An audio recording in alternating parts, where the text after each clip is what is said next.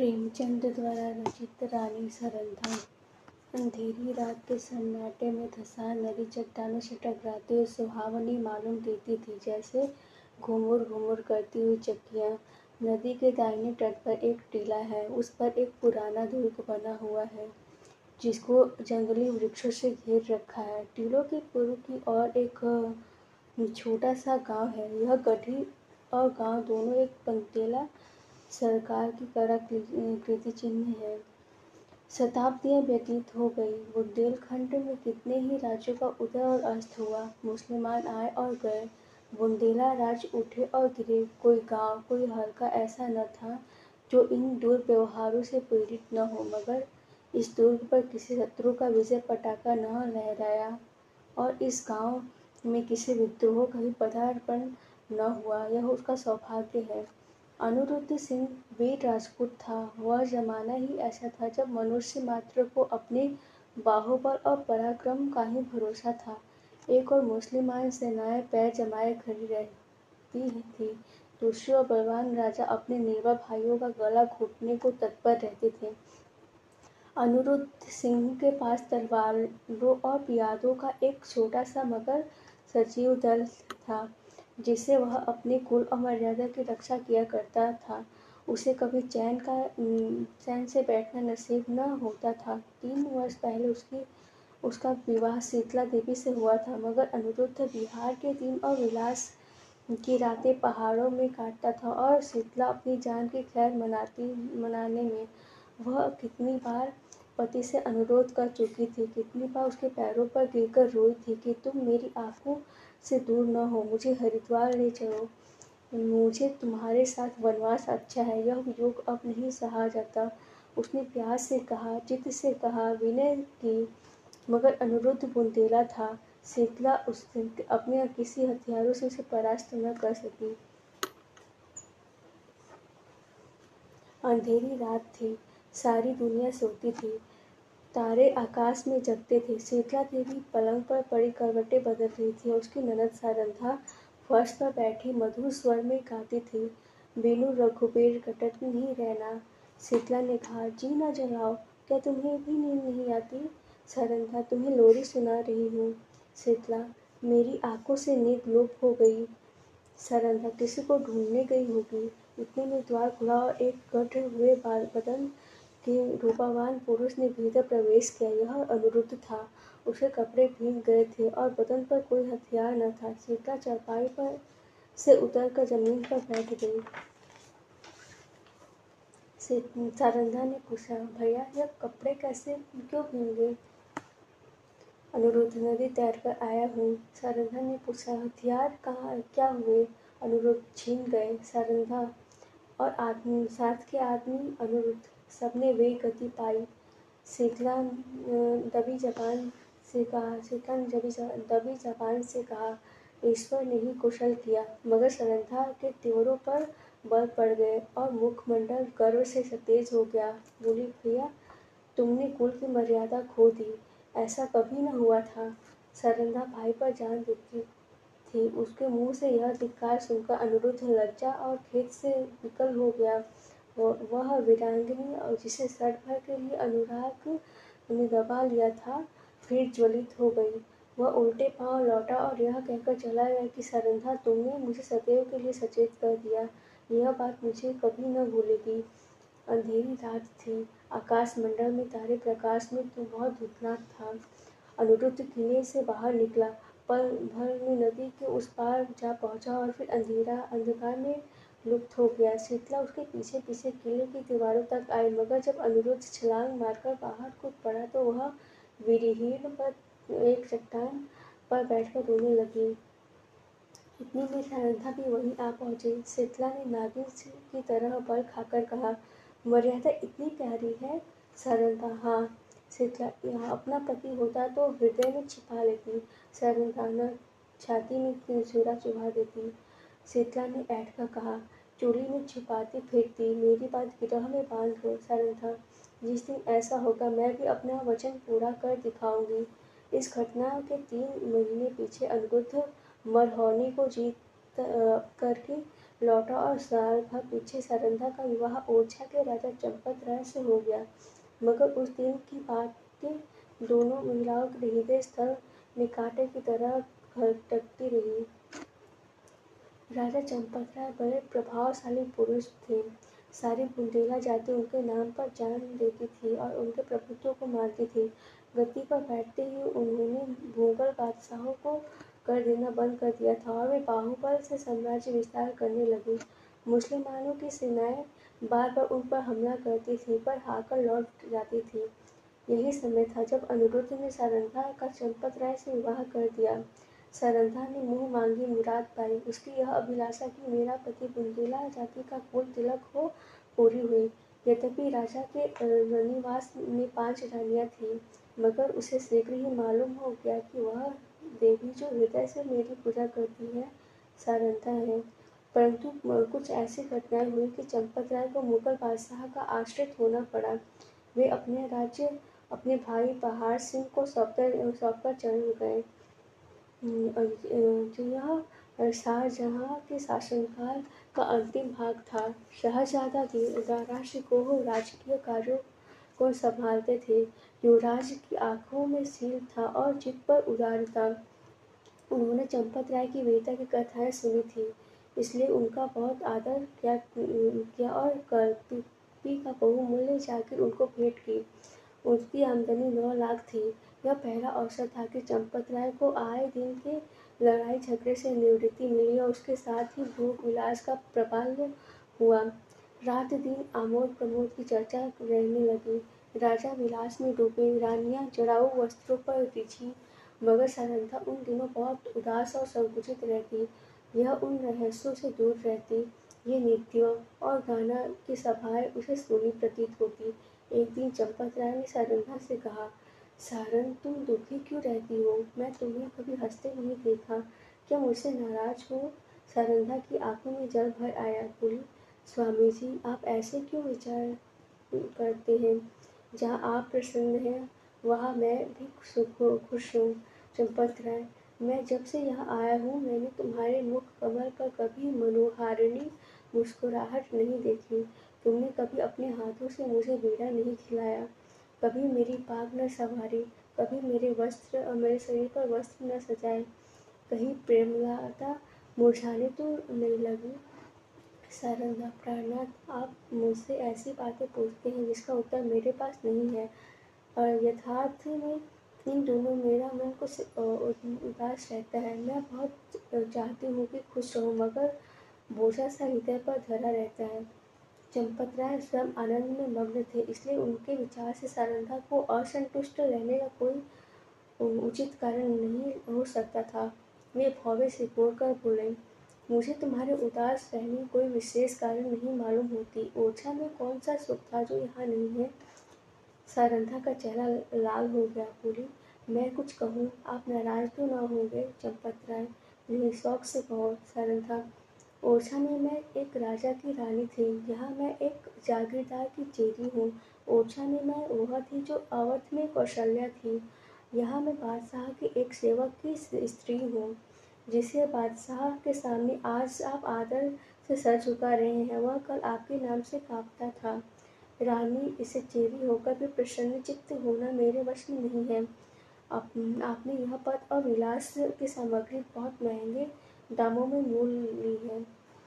चंपत राय के नेत्रों पर से एक पर्दा सा हट गया। वे अब तक सारंधा की आत्मिक उच्चता को न जानते थे। जैसे वे माँ बाप का बालक माँ की चर्चा सुनकर रोने लगा, उसी तरह ओरछा की याद में चंपत राय की आंखें सजल हो गई। उन्होंने आदर युक्त अनुराग के साथ सारंगा को हृदय से लगा लिया। आज से उन्हें फिर उसी उजड़ी बस्ती की फिक्र हुई, जहाँ से धन और प्रीति की अभिलाषाएं खींच लाई थी। माँ अपने खोए हुए बालों को पाकर निहाल हो जाती है। चंपत राय के आने से बुंदेलखंड निहाल हो गया। ओरछा के भाग जगी, नौबतें झरने लगी और फिर सारंगा के कमल नैनों नेत्रों में जाती अभिलाषा का आभास दिखाई देने लगा। यहाँ रहते रहते महीने बीत गए। इस बीच में बादशाह शाहजहां बीमार पड़ा। पहले से ईर्ष्या की अग्नि दहक रही थी। यह खबर सुनते ही ज्वाला प्रचंड हुई। संग्राम की तैयारियां होने लगी। शहजादी मुराद और मुहिउद्दीन अपनी अपनी दल सजाकर दक्कनी से चले। वर्षा के दिन थे। उर्वरा भूमि रंग बिरंग के रूप में भरकर अपना सौंदर्य दिखाती है।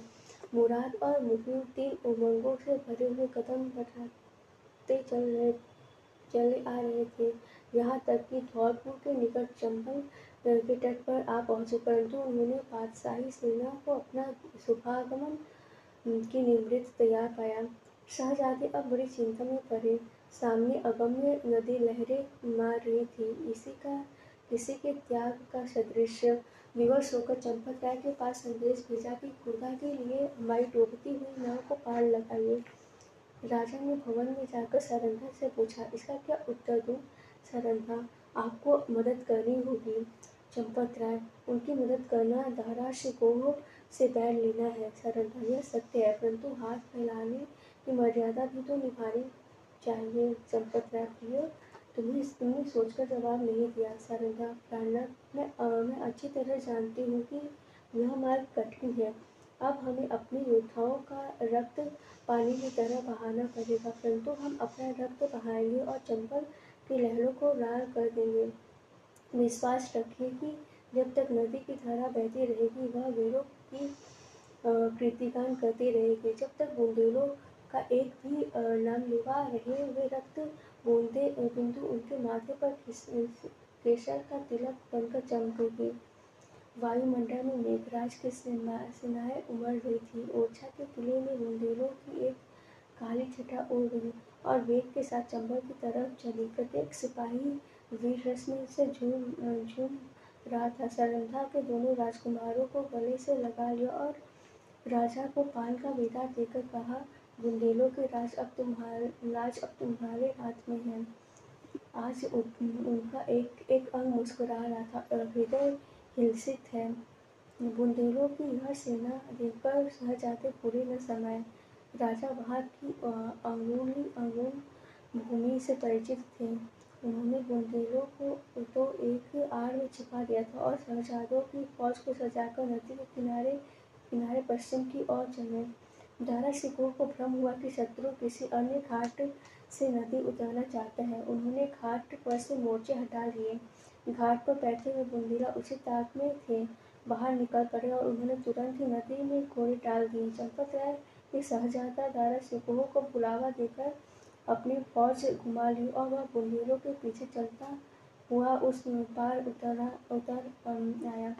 इस कठिन चाल में 7 घंटों का विलंब हुआ, परंतु जाकर देखा तो 700 बुंदेलों की लाश तड़प रही थी। राजा को देखते ही बुंदेलों की हिम्मत बंध गई। शहजादों की सेना ने तो अल्लाहो अकबर की ध्वनि के साथ धावा किया। बादशाही सेना में हलचल पड़ गई। उनकी पंक्तियां छिन्न भिन्न हो गई। हाथों हाथ लड़ाई होने लगी। यहाँ तक कि शाम हो गई। रणभूमि रुधिर से लाल हो गया और आकाश में अंधेरा हो गया। घमासान की मार हो रही थी। बादशाही सेना शहजादों को दबाए आती थी। अकस्मात पश्चिम से फिर बुंदेलों की एक लहर उठी और इस वेग से बादशाह सेना की पुष्ट पर टकराई और उनके कदम उमड़ गए। जीता हुआ मैदान हाथ से निकल गया। लोगों ने पुरहुत था कि यह दैवी सहायता कहाँ से आई। सरल स्वभाव के लोगों की धारणा थी कि यह फतेह की फरिश्ते हैं, शहजादों की मदद के लिए आए हैं। परंतु जब राजा चंपत राय निकट गए तो सरंधा ने घोड़े से उतरकर उनके पैरों पर सिर झुका लिया। राजा को असीम आनंद हुआ। यह सरंधा थी। समरभूमि का दृश्य इस समय अत्यंत दुखमय था। थोड़ी देर पहले यहाँ सजे हुए वीरों के दल थे, वहाँ अब बेजान लाशें तड़प रही थी। मनुष्य ने अपने स्वार्थ के लिए अनादि काल से ही भाइयों की हत्या की है। अब विजयी सेना लूट पर टूटी। पहले मर्दों से लड़े और वीरता और पराक्रम का चित्र था। यह नीचता और दुर्बलता की ग्लानिबद्ध तस्वीर थी। उस समय मनुष्य पशु बना हुआ था और वह पशु से भी बढ़ गया।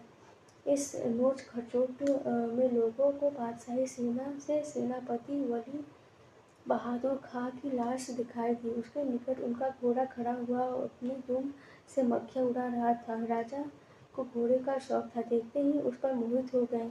एक इराकी जाति का अति सुंदर घोड़ा था, एक एक अंग सांचे से ढला हुआ, सिंह किसी भांति, जीते किसी समय।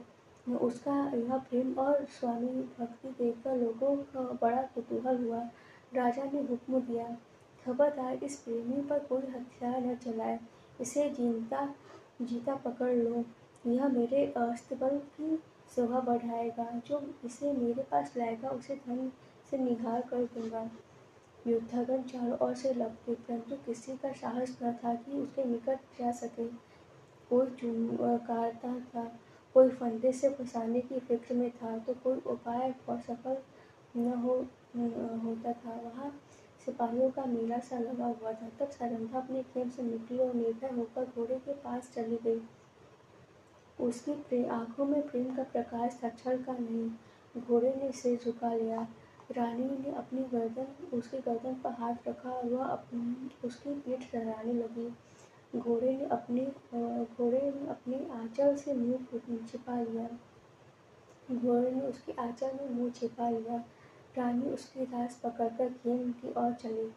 घोड़ा इस तरह चुपचाप उसके पीछे चला मानो सदियों से उसका सेवक है। पर बहुत अच्छा होता कि घोड़े ने सारंधा से भी निठुरता की होती।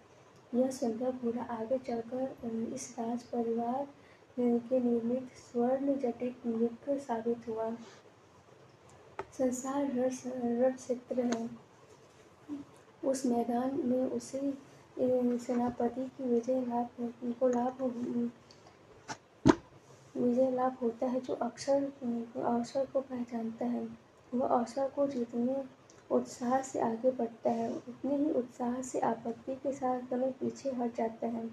वह वीर पुरुष राष्ट्र का निर्माता होता है और इतिहास उसके नाम पर यश के फूलों की वर्षा करती है। पर इस मैदान में कभी कभी ऐसे सिपाही भी आते हैं जो अवसर पर कदम बढ़ाना जानते हैं, लेकिन संकट में पीछे हटना नहीं जानते। ये रणवीर पुरुष विजय की नीति को भेंट कर देते हैं। वे अपनी सेना का नाम मिटा देंगे, किंतु जहाँ एक बार पहुँच गए वहाँ से कदम पीछे न हटाएंगे। उनमें कोई विरला ही संसार क्षेत्र में विजय प्राप्त करता है, किंतु प्रायः उसकी हार विजय से भी अधिक गौरवात्मक होती है। अगर अनुभवशील राष्ट्रपति राष्ट्रों की नींव डालता है तो आन पर जान देने वाला, मुंह न मोड़ने वाला सिपाही राष्ट्र के भावों को उच्च करता है और उसके हृदय पर नैतिक गौरव को अंकित कर देता है। उसे इस कार्य क्षेत्र में चाहे सफलता न हो, किंतु जब किसी व्याख्या या सभा में उसका नाम जबान पर आ जाता है तो श्रोतागण एक स्वर में उसके कीर्ति गौरव को प्रतिध्वनित कर देते हैं। सारंधा आन पर जान देने वालों में थी। शहरजादा मोइनुद्दीन चंबल के किनारों से आगरे की ओर चला तो सौभाग्य उसके सिर मोछड़ हिलाता था। जब वह आगरे पहुंचा तो विजय देवी ने उसके लिए सिंहासन सजा दिया। औरंगजेब पूर्णज्ञ था। उसने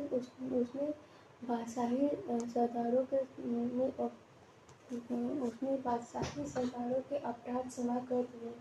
उसने राज्य पद लौटा दिया और राजा चंपतराय को उसके बहुमूल्य कृतों के उपलब्ध में 12,000 मानसब प्रदान किया। ओरछा से बनारस और बनारस से जमुना तक उसकी जागीर नियत की गई। बुंदेला राजा फिर राज्य सेवक बना। वह फिर सुख विलास में डूबा और रानी सारंधा फिर पराधीनता के शोक में घुलने लगी। वली बहादुर खां बड़ा वाक्य चातुर मनुष्य था। उसकी मृदुलता ने शीघ्र ही उसे बादशाह आलमगीर का विश्वास पात्र बना दिया। उस पर राज्यसभा का सम्मान की दृष्टि पड़ने लगी। खां साहब के मन में अपने घोड़े के हाथ से निकल जाने का बड़ा शौक था। एक दिन कुंवर छत्रसाल उसी घोड़े पर सवार होकर सैर को गया था। वह खां साहब के महल की तरफ निकला। वहीं बहादुर ऐसे ही अवसर की ताक में था। उसने तुरंत ही अपने सेवकों को इशारा किया। राजकुमार अकेला क्या करता।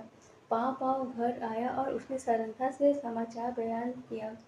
रानी का चेहरा तमतमा गया। बोली, मुझे इतना शोक नहीं कि इसका शोक नहीं कि घोड़ा हाथ से गया। शोक इसका है कि तू उसे खोकर जीता क्यों लौटा। क्या तेरे शरीर में बूंदेलों के रक्त नहीं। घोड़े न मिलता न सही, किंतु तुझे देना नहीं चाहिए था कि वो एक बूंदेला बालक ने दिखा देना चाहिए था कि एक बूंदेला बालक से उसका घोड़ा छीन लेना हंसी नहीं है। यह कहकर उसने अपनी 25 योद्धाओं को तैयार होने की आज्ञा दी। स्वयं अस्त्र धारण किए और योद्धाओं के साथ अली बहादुर खां के निवास स्थान पर जा पहुंची। खां साहब उसी घोड़े पर सवार होकर दरबार चले गए थे। सारंगा दरबार की तरफ चढ़ी और एक क्षण में किसी वेगवती नदी के सदृश से बादशाही दरवाजे के सामने जा पहुंची। यह कैफियत देखते ही दरबार में हलचल मच गई। अधिकारी वर्ग इधर उधर से आकर जमा हो गए। आलमगीर भी सहन में निकल आए। लोग अपनी अपनी तलवारें संभालने लगे और चारों तरफ शोर मच गया। कितने ही नेत्रों ने इसी दरबार में अमर सिंह की तलवार की चमक देखी थी। उन्हें वही घटना फिर याद आई। सारंधा ने उच्च स्वर में कहा, खां साहब, बड़ी लज्जा की बात है। आपने यही वीरता जो चंबल के तट पर दिखानी चाहिए थी, आज एक अबोध बालक के सम्मुख दिखाई। क्या यह उचित था कि आप उससे घोड़ा छीन लेते।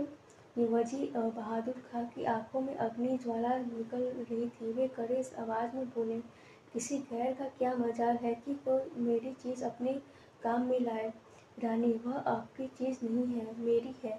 मैंने उसे रणभूमि में पाया है और उस पर मेरा अधिकार है। क्या रणनीति में इतनी मोटी बात भी आप नहीं जानते। खां साहब, वह घोड़ा नहीं दे सकता। उसके बदले में सारा अस्तबल आपकी नज़र है। रानी, मैं अपना घोड़ा लूँगी। खां साहब, मैं उसके बराबर जवाहरात दे सकता हूँ, परंतु घोड़ा नहीं दे सकता।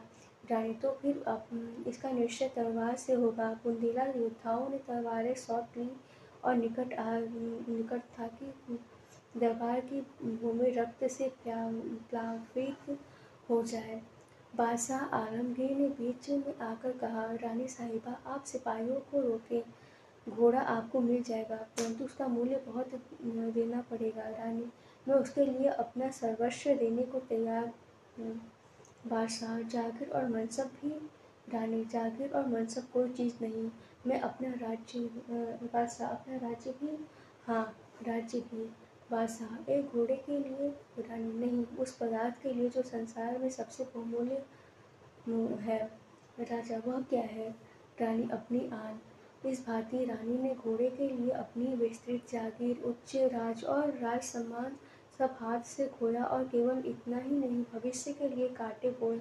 उसी घड़ी से अंत दिशा तक चंपत राय को शांति न मिली। राजा चंपत राय ने फिर ओरछा के किले में पदार्पण किया। उन्हें मनसब और जागीर के हाथों से निकल जाने का अत्यंत शोक था, किंतु उन्होंने अपने मुख से शिकायत का एक शब्द भी नहीं निकाला। वे सारंगा के स्वभाव से भली भांति जानते थे। शिकायत उस समय उनके आत्मगौरव पर कुठार का काम करती। कुछ दिन यहाँ शांतिपूर्ण व्यतीत हुआ, लेकिन बादशाह सारंगा को कठोर बात भूला न था। वह क्षमा करना जानता न था। जो ही भाइयों की ओर निश्चित हुई, उसने एक बड़ी सेना चंपत राय के गढ़ पर चूर्ण करने के लिए भेजी और 22 अनुभवी सरदार एक मुहिम पर नियुक्त किए। सुबहकरण बुंदेला सरकार का सूबेदार था। वह चंपत राय का बचपन का मित्र और सहपाठी था। उसने चंपत राय को परास्त करने का बीड़ा उठाया। और भी कितने ही बुंदेला सरदार राजा के विमुख होकर बादशाह सूबेदार में आ मिले और घोर संग्राम हुआ। भाइयों की तलवारें रक्त से लाल हुई। तभी इस समर में राजा को विजय प्राप्त हुआ, लेकिन उसकी शक्ति सदा के लिए क्षीण हो गई। निकटवर्ती बुंदेला राजा, जो चंपत राय के बाहुबल थे, बादशाह के कृपा पाकांक्षी बन बैठे। साथियों में कुछ तो काम आए, कुछ दगा कर गए, यहाँ तक कि निज संबंधी ने भी आगे चुरा ली। परंतु इन कठिनाइयों में भी चंपत राय ने हिम्मत नहीं हारी, धीरज को न छोड़े। उन्होंने ओरछा छोड़ दिया और ये 3 वर्ष तक बुंदेलखंड के सघन पर्वतों में छिपे फिरते रहे। बादशाही सेनाएं शिकारी जानवरों की भांति सारे देश में मंडरा रही थी। आए दिन राजा का किसी न किसी का से सामना हो जाता। सारंधा सदैव उनके साथ रहती और उनका साहस बढ़ाया करती। बड़ी बड़ी आपत्तियां में जबकि धैर्य लुप्त हो जाता और आशा साथ छोड़ देती, आत्मरक्षा का धैर्य उसे संभाले रखता था। 3 साल के बाद अंत में बादशाह के सूबेदार ने आलमगीर को सूचना दी कि वह शेर का शिकार अपने स्वयं और किसी से न होगा। उत्तर आया कि सेना को हटा लो और घेरा उठा लो। राजा ने समझा संकट से निवृत्त हुए, पर यह बात शीघ्र ही भयात्मक सिद्ध हो गई। 3 सप्ताह से बादशाही सेना ने ओरछा घेर रखा है। जिस तरह कठोर वचन हृदय को छील डालते हैं, उसी तरह तोपों के गोलों ने दीवारें को छील डाला। किले में 20,000 आदमी घिरे हुए हैं, लेकिन उनमें से अधिक स्त्रियां और उनमें से कुछ कम बालक हैं। मर्दों की संख्या दिनों दिन न्यून होती जाती है। आने जाने के मार्ग चारों तरफ बंद हैं, हवा का भी गुजर नहीं। रसद का सामना बहुत कम हो गया है। स्त्रियां, पुरुषों और बालकों को जीवित रखने के लिए आप उपवास करती हैं। लोग बहुत हताश हो रहे हैं। औरतें सूर्य नारायण की ओर हाथ उठाकर शत्रु को कोसती हैं। बालक बिंद मारे क्रोध के दीवारों की आड़ पर उन पर पत्थर फेंकते हैं, जो मुश्किल से दीवार के उस पार जा पाते हैं। राजा चंपत राय स्वयं ज्वर से पीड़ित थे। उन्होंने कई दिनों से चारपाई नहीं छोड़ी। उन्हें देखकर लोगों को कुछ ढाढ़स होता था, लेकिन उनकी बीमारी से सारे किले में नैराश्य छाया हुआ है। राजा ने सारंधा से कहा, आज शत्रु जरूर किले में घुस आएंगे। सारंधा, ईश्वर न करे इन आंखों से यह दिन देखना पड़े। राजा, मुझे बड़ी चिंता इस अनाथ स्त्रियों और बालकों की है। गेहूं के साथ यह घुन भी बेच जाएंगे। सारंधा, हम लोग यहाँ से निकल जाए तो कैसा? राजा, इन अनाथों को छोड़कर। सारंधा, इस समय उन्हें छोड़ने में ही कुशल है। हम तो होंगे तो शत्रु इन पर कुछ दया करेंगे। राजा, नहीं, यह लोग मुझसे न छोड़े जाएंगे। मर्दों ने अपनी जान हमारी सेवा में अर्पण किए हैं। स्त्रियों और बच्चों को मैं कदापि नहीं छोड़ता। सारंधा, लेकिन यहाँ रहकर हम उनकी कुछ मदद भी तो नहीं कर सकते। राजा, उनके साथ प्राण तो दे सकते हैं। मैं अपनी रक्षा में अपनी जान लगा दूंगा। उनके लिए बादशाही सेना की खुशामद करूंगा। कारावास की कठिनाइयां सहूंगा, किंतु इन संकट में उन्हें छोड़ न सकता। सारंधा ने लज्जित होकर सिर झुका लिया और सोचने लगी, निसंदेह प्रिय साथियों को आज में छोड़कर उसकी जान बचाना घोर नीचता है। मैं यही स्वार्थता क्यों मैं ऐसे स्वार्थार्थ क्यों हो गई हूँ? लेकिन एकाएक विचार उत्पन्न हुई। बोली, यदि आपको विश्वास हो जाए कि इन आदमियों के साथ कोई अन्याय न किया जाएगा, तब तो आपको चलने में कोई बाधा न होगी। राजा सोचकर, कैसे विश्वास दिलाएगा? सारंधा, बादशाह के सेनापति का प्रतिज्ञा पत्र। राजा, हाँ, तब मैं सानंद चलूंगा। सारंधा विचार सागर में डूबी।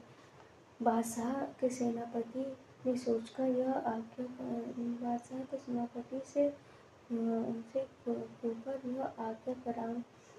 कौन ये प्रस्ताव लेकर वहां जाएगा और निर्दयी ऐसे प्रतिज्ञा करने ही क्यों लगे? उन्हें तो अपनी विजय की पूरी आशा है। मेरे यहाँ ऐसा नीति कुशल वाक्पटु चतुर कौन है जो इस दूरस्थ कार्य को सिद्ध करे?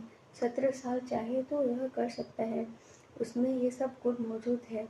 इस तरह मन में निश्चय करके रानी ने 17 साल को बुलाया। यह उनके चारों पुत्र में से बुद्धिमान और साहसी था।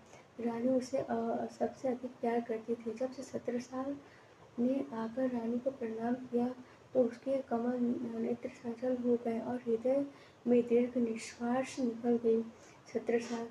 माता, मेरे लिए कोई क्या आज्ञा है रानी? आज लड़ाई का क्या ढंग है? 17 साल। हमारे 50 योद्धा अब तक काम आ चुके हैं रानी। बुंदेलों के राज अब ईश्वर के हाथ है। 17 साल। हम आज रात को छापा मारेंगे। रानी ने संक्षेप में अपना प्रस्ताव 17 साल के सामने उपस्थित किया और कहा, यह काम किसे सौंपा जाए? 17 साल। मुझको। मुझे इसे पूरा कर तुम इसे पूरा कर दिखाओगे? हाँ, मुझे पूर्ण विश्वास है। अच्छा जाओ, परमात्मा तुम्हारा मनोरथ पूरा करे। 17 साल जब चला तो रानी ने उसे हृदय से लगा लिया और तब आकाश की ओर दोनों हाथ उठाकर कहा, दयानिधि, मैंने अपना तरुण और होनहार पुत्र बुंदेलों की आन के आगे भेंट कर दी। अब इन आन को निभाना तुम्हारा काम है। मैंने बड़ी मूल्यवान वस्तु अर्पित की है, इसे स्वीकार करो। दूसरे दिन प्रातःकाल सारंधा स्नान करके थाल की पूजा की सामग्री लिए मंदिर को चली। उसका चेहरा पीला पड़ गया था और आंखों तले अंधेरा छाया जाता था। वह मंदिर के द्वार पर पहुंची थी कि उसके थाल में बाहर से आकर तीर गिरा। तीर की नोक पर एक कागज की पूजा लिपटा हुआ था। सारंधा ने थाल मंदिर के चबूतरे पर रख दिया और पूज को खोलकर देखा तो आनंद से लहरें खिल गई।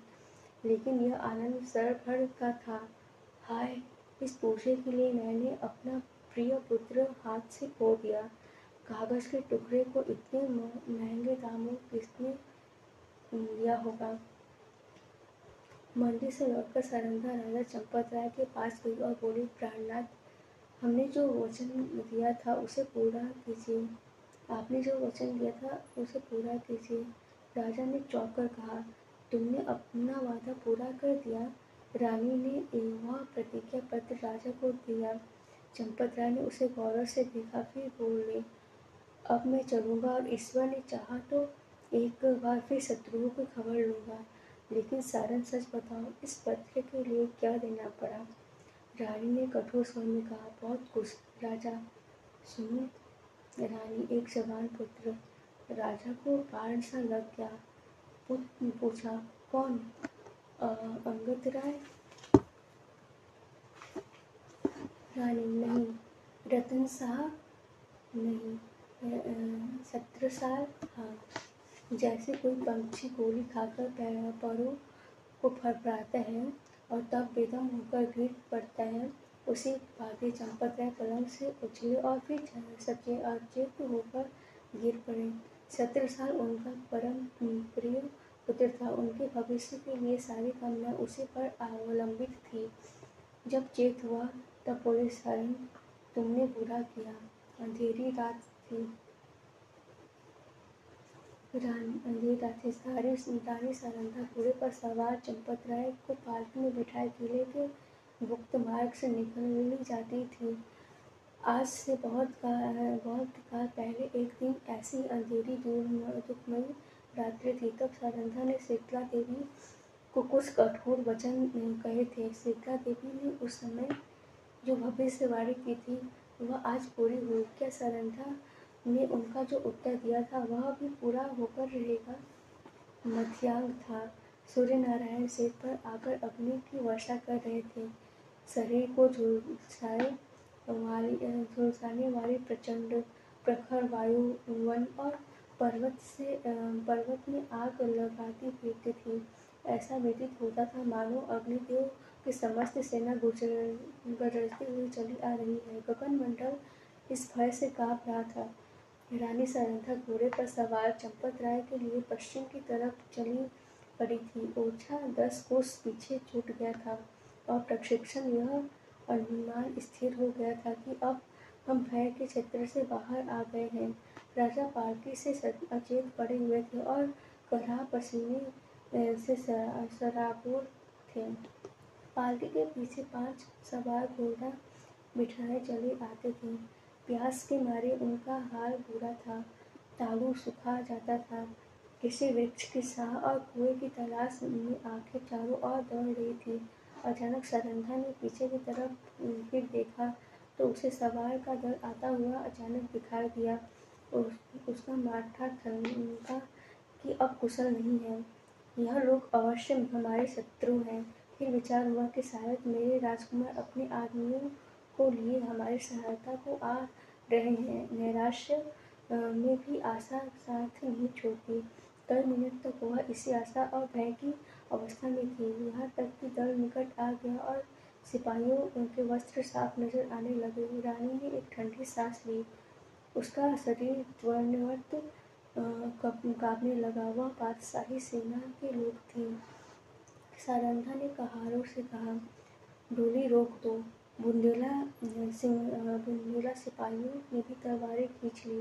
राजा की अवस्था बहुत शोचनीय थी, किंतु ऐसी दबी हुई आग हवा लगाते हुए प्रदीप्त हो जाती है। उसी प्रकार इस संकट का ज्ञान होते ही उसने गर्जन शरीर में विराटमान चमक उठे। वे पालकी का पर्दा उठाकर बाहर निकल आए।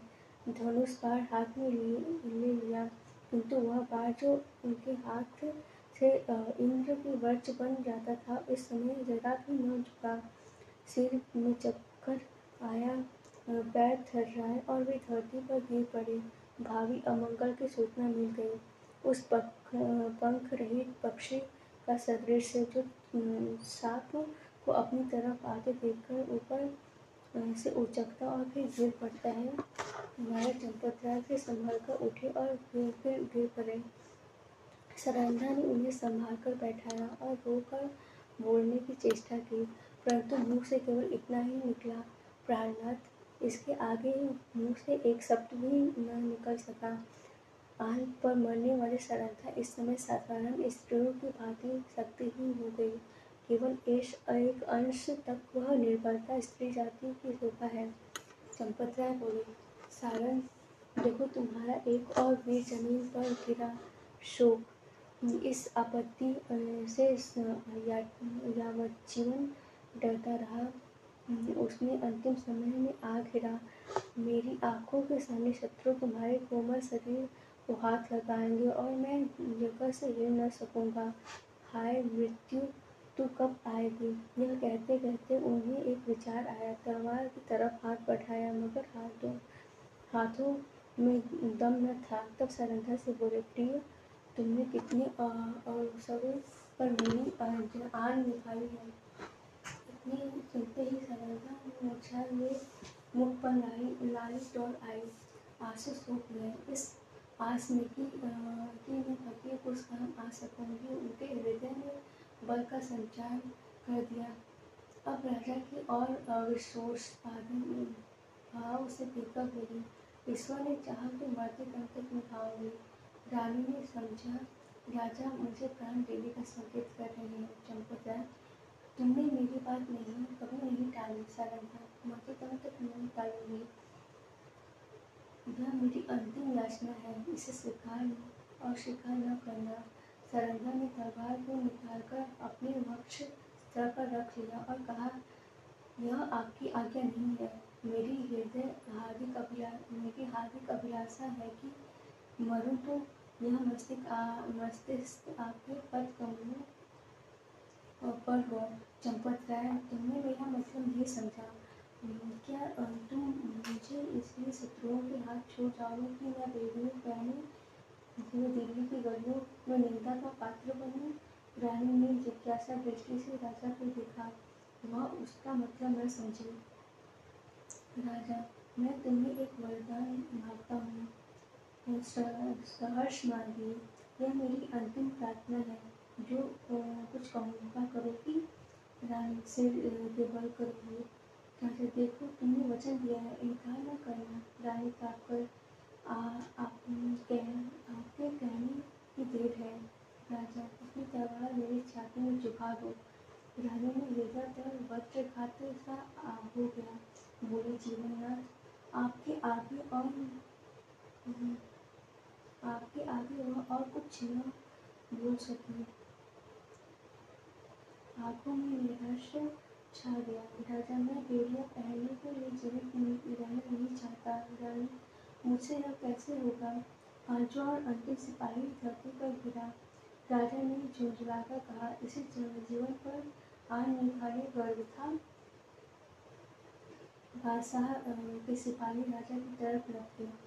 राजा ने नैराश्यपूर्ण भाव से रानी की ओर देखा। रानी क्षण भर अनिश्चित रूप से खड़ी रही, लेकिन संकट में हमारी निश्चयात्मक शक्ति